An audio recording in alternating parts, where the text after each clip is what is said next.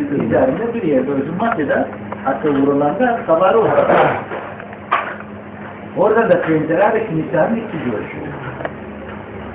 Bir bunu kayda almıyor. Ona son bir başarak bir belli bir şey, o insan iman eder. O inşallah, elhamdülillah, vallahi umarını getir. 7 sene beraber kaldık bir evde. Ve çok gecelerde bir odada yattık.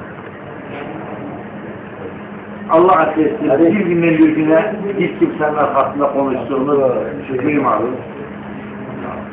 Ve kabul etmezdi kimsenin bahsini getirsek kötülükte. Hakikaten de bir günde olsun hatırım koymadı. Hatma da bir gün olduğu kadar hatırım koymadı. Ama o benden iyiydi. Yani böyle devamlı benden dökşerdi. Yani bazen böyle karatlık ederdi, gelmez. Yeri cennet inşallah. O günler iki alaka döndük, bugün aklım beraberiydi. Hiçbir güne görmedim, kimseyle konuşsun, böyle her zaman yüzü gülerdi, konuşurlar. Kimsenin de hatırını koymadı.